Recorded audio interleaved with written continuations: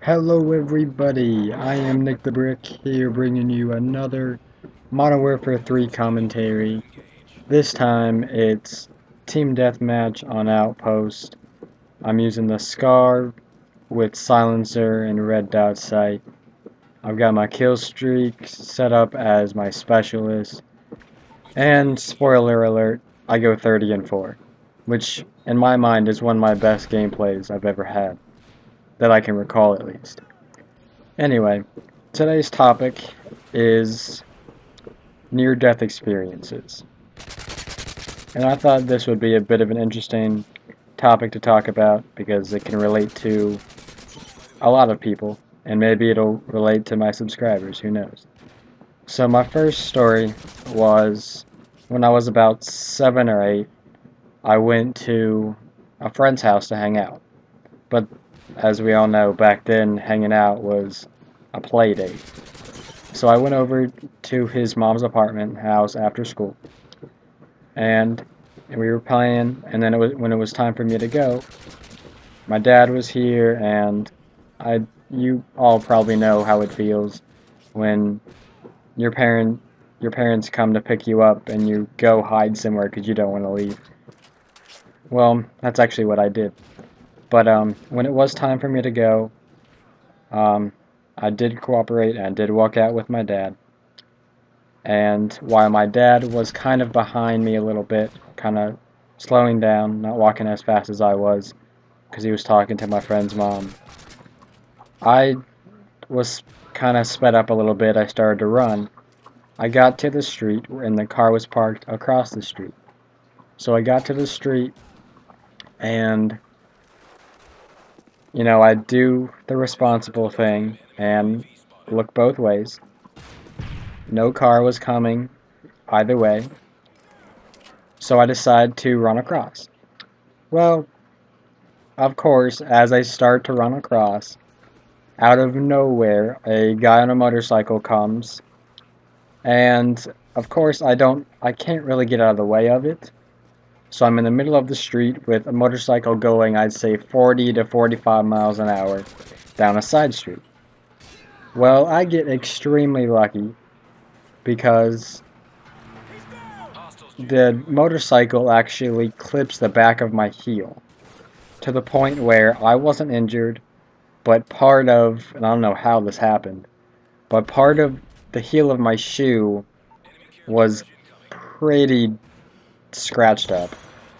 It was ripped apart, and I ended up getting new shoes the next day. So I consider myself to be really lucky, because if I decide to walk across the street instead of run, I might not be here to tell you the story today. So that's that. Now for my next story, it happened actually pretty recently. I'd say in maybe August, maybe. Well, basically, my dad was out on a business trip. He was out of town. My sister was hanging out with someone, so it was just me and my mom for dinner. So we decided to go to a restaurant that we always go to, Champs. And it's in the shopping mall, shopping center, whatever you want to call it. On the other side of a railroad crossing. And keep that railroad crossing in mind because it'll come back. So we were about done eating, and usually when I go there, I always get a dessert. You know, I always get some kind of triple chocolate cake thing. Well, this time was different. I didn't get the chocolate cake. I didn't get any dessert for that matter. So it was time for us to leave. We drove over the train tracks, no problem. Well, we got about 5 to 10 seconds after, well, more like 10 to 20 seconds after we crossed the railroad tracks. For some odd reason, I don't know why I did this, I look in the passenger side mirror and I see a train crossing. Now, keep in mind, it was only about 10 or 20 seconds since we crossed that. And that was the one time I did not look to see if a train was coming, just because it was a habit I always did. So, if you think about it, if I were to have ordered the dessert, and I probably would have taken it to go, so it would have taken 30 seconds to pick it up and leave. If I did order that dessert, I probably would have gotten hit. My car probably would have gotten hit by the train. So in a way, I mean, that's another way to think that desserts can hurt you. So,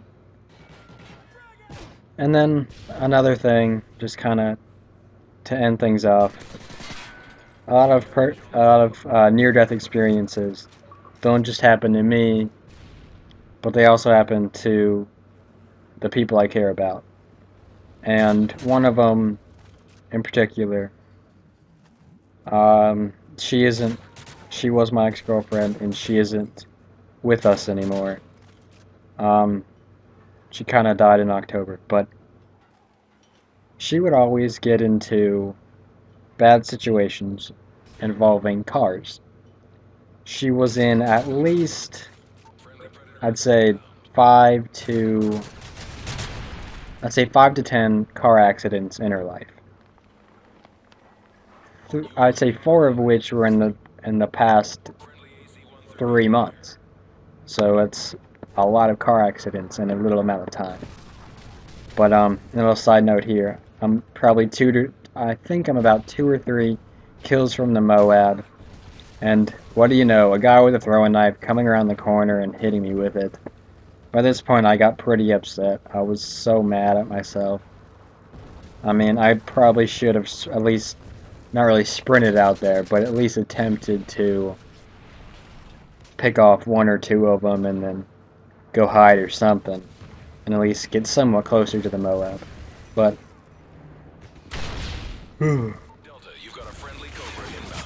sorry about that, guys.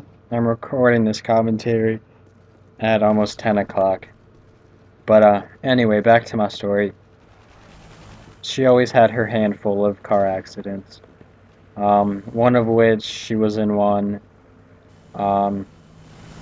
Probably a good 20-30 minutes before my graduation ceremony started, which was pretty unfortunate because I was really excited to see her. I haven't seen her. By then I didn't see her for a while because she was going through some stuff, and I was really excited. And then when my best friend actually texted me saying she was in a car accident, I was pretty heartbroken about that. And then a couple days earlier, she got into another car accident on her way to my graduation party. And I was so upset at that point that I almost wanted to leave my graduation party just to visit her in the hospital. And I almost did it, actually. But this game is coming down to an end, so I thought I'd just share that with you. And like the video, leave a comment if you would like, favorite it if you must, and be sure to hit that subscribe button and subscribe to your friend the Brick.